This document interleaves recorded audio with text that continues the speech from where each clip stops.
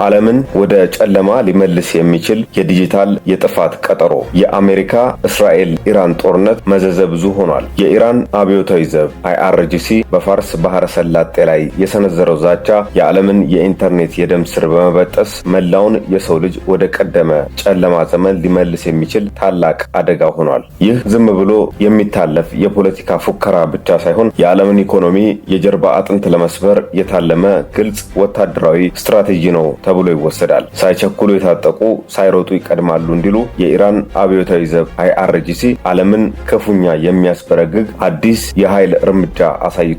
የዛሬው ትንተናችን በፋርስ ባህረ ሰላጤ ስር የተዘረጉ የኢንተርኔት ኬብሎችንና የክላውድ መሰረተ ልማቶችን ኢላማ ያደረገው የኢራን ዛቻ ምን አንደምታ አለው የሚለውን በዝርዝር ይቃኛል። ለቻናላችን አዲስ ከሆናችሁ ላይክ እና ሰብስክራይብ በማድረግ እንድትወዳጁን እንጠይቃለን። ከኢራን አብዮታዊ ዘብ ጋር የጠበቀ ቁርኝት ያለው ታስኒም የተባለው የዜና ወኪል በባህር ስር ያሉ የኢንተርኔት መገናኛ መስመሮችንና የዳታ ማዕከላትን ዝርዝር ካርታ ይፋ አድርጓል። ይህ ካርታ ዝም ብሎ የቴክኖሎጂ መረጃ ሳይሆን ልጅ ለእናቷ ምጥ አስተማረች እንደሚባለው ኢራን ለምዕራባውያንና ለጎረቤት ሀገራት ያስተላለፈችው ግልጽ የጦርነት ጥሪ ነው። መስመሩን መቁረጥ እንችላለን የሚል ስውር መልእክት አዝሏል። በአሁኑ ወቅት በፋርስ ባህረ ሰላጤና በሆርሙዝ ወሽመጥ ስር የሚገኙ የፋይበር ኦፕቲክ ኬብሎች ከዓለም የኢንተርኔት ትራፊክ ውስጥ ከ17 እስከ 30 በመቶ የሚሆነውን ይሸከማሉ። ኢራን እነዚህን መስመሮች ኢላማ ማድረግ ማለት አንደኛ የመረጃ መገታተን ያስከትላል። በእስያ በአውሮፓና በመካከለኛው ምስራቅ መካከል የሚደረገው የዳታ ልውውጥ በቅጽበት እንዲቆም ጉልህ ተጽዕኖ ማሳረፍ የሚችል ነው። ሁለተኛው የሚያስከትለው የፋይናንስ ቀውስ ነው። የዓለም ባንኮችና የንግድ ተቋማት የሚጠቀሙባቸው የክላውድ መሰረተ ልማቶች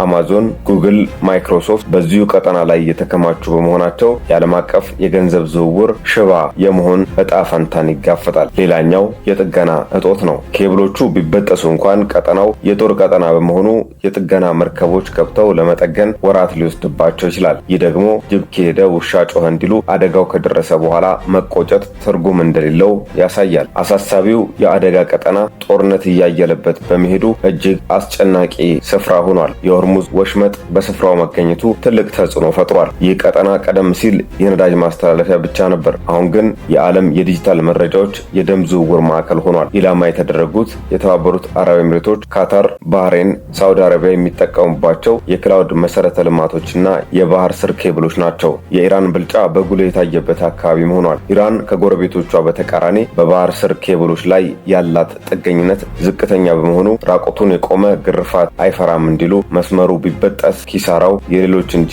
የእሷ እንዳልሆነ ትረዳዋለች። ነገሩ ግን በአካባቢው ሀገራት ብቻ የሚያበቃ አይደለም። ዓለም አቀፋዊ አንደምታውና አስቸኳይነቱም እየጎላ መጥቷል። ኢራን ይህንን ዛቻ የሰነዘረችው የአሜሪካው ፕሬዝዳንት ዶናልድ ትራምፕ የተኩስ አቁም ስምምነቱን ማራዘማቸውን ተከትሎ ቢሆንም በውስጥ ታዋቂነት ግን ግፊቱ ከቀጠለ ዓለምን በጨለማ እናስቀራታለን የሚል ነው። የኢኮኖሚ ውድመት ተጽዕኖም እዚህ ውስጥ የሚካተት ነው። የባህር ስር ኬብሎች ቢቆረጡ የባንክ ዝውውር፣ የአየር መንገድ በረራዎችና የንግድ ግንኙነቶች በቅጽበት እንዲቆሙ ይሆናል። የዚህ ጊዜ ዓለም አቀፍ ግዙፍ ንብረት የሆነው መረጃም የመጥፋት አደጋ ተጋርጦበታል። የዓለም 90 በመቶ የኢንተርኔት ትራፊክ የሚያልፈው በእነዚሁ ኬብሎች አማካኝነት ነው። ስለዚህ አደጋው ወደ እውነትነት ከተቀየረ እዚህ ውስጥ የሚገኙ መረጃዎች የመጥፋት አደጋን የሚጋፈጡ ይሆናል። ወታደራዊ ስጋቱም የጎላ ነው። ቀደም ሲል በባህሬንና በኤምሬትስ የሚገኙ የAWS አማዞን ዳታ ማዕከላት ላይ በድሮን ጥቃት መፈጸሙ ዛቻው ባዶ ፉከራ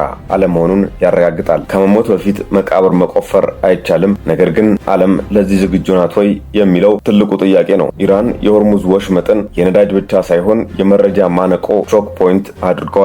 የኢራን የወቅቱ አቋም ባህሩ ለኛ ካልበጀ ለማንም አይበጅም የሚል ይመስላል። የኢንተርኔት መስመሩ ከተቆረጠ ዓለም ወደ 19ኛው ክፍለ ዘመን የአኗኗር ዘይቤ ልትመለስ ትችላለች። ሁኔታው ጅብ ከሄደ ውሻ ጮኸ እንዳይሆን ዓለም አቀፉ ማህበረሰብ አስቸኳይ ዲፕሎማሲያዊ መፍትሄ ካላመጣ የዲጂታሉ ዓለም ህልውና አደጋ ላይ ነው። የኢራን አብዮታዊ ዘብ ይፋ ያደረገው ካርታ ዝም ብሎ ምስል ሳይሆን መሬት ላራሹ በሬ ለጋሹ እንደሚባለው ለባለሀብቶችና ለቴክኖሎጂ ኩባንያዎች የተላከ መርዶ ነው። ስጋትና ተጽዕኖም የጎላ ነው። ኢንተርኔትን በሚመለከት በመላው ዓለም የፍጥነት መቀነስና ድንገተኛ መቋረጥ ሊከሰት ይችላል። በዚህ ወቅት ጉልህ ሚና ያለው አርቲፊሻል ኢንተለጀንስ የሰው ሰራሽ አስተውሎት AI በሳዑዲ አረቢያና በተባበሩት አረብ ኤሚሬቶች የሚገነቡ ግዙፍ የኤአይ ማዕከላት ስራ እንዲያቆሙ እንዲገደዱ ይሆናል። የአክሲዮን ገበያውም ለአደጋ ይዳረጋል። የግዙፍ ቴክኖሎጂ ኩባንያዎች አክሲዮን በቢሊዮን የሚቆጠር ዶላር ኪሳራ ያስተናግዳል። ኢራን ይህን እርምጃ የወሰደችው አሜሪካ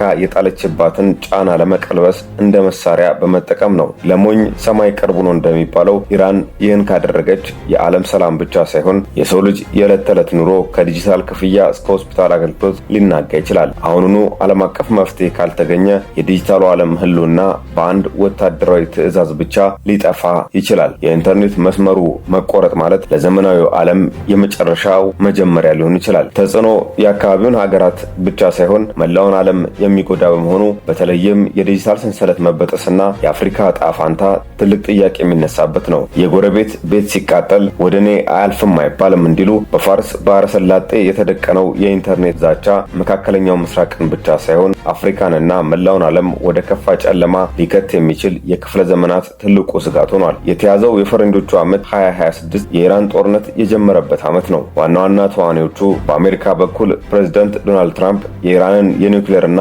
የሚሳኤል አቅም ለመስበር ወታደራዊ እርምጃ የጀመሩና አሁን ደግሞ የባህር ላይ ከበባ በማድረግ ኢራንን ለማስጨነቅ እየጣሩ የሚገኙ መሪ ናቸው። በኢራን በኩል የሃይማኖት መሪው ሞጅታባ ካሚኒ ይገኛሉ። የአባታቸውን የአያቶላ አሊ ካሚኒን ሞት ተከትሎ ስልጣን የያዙት አዲሱ መሪ በኢራን አብዮታዊ ዘብ IRGC በኩል ዓለምን በዲጂታል ሽብር ለማስፈራራት ቆርጠው ተነስተዋል። እስራኤልም ከአሜሪካ ጋር በመሆን በኢራን ወታደራዊ ተቋማት ላይ የአየር ጥቃት በመሰንዘር ግንባር ቀደም ተሳታፊ ናት። የባህረ ሰላጤው ሀገራት ሳዑዲ አረቢያ፣ የተባበሩት አረብ ኤሚሬቶች፣ ኳታር የኢራን ዋና ሰለባዎች ሲሆኑ የኢንተርኔትና የኢነርጂ መሰረተ ልማታቸው በኢራን ድሮኖችና ሚሳኤሎች እየተመታ ይገኛል። በአካባቢው ጦርነት ወቅታዊ ተጽዕኖ ምክንያት የኢንተርኔት እገዳው እንዴት እውን ሊሆን ይችላል?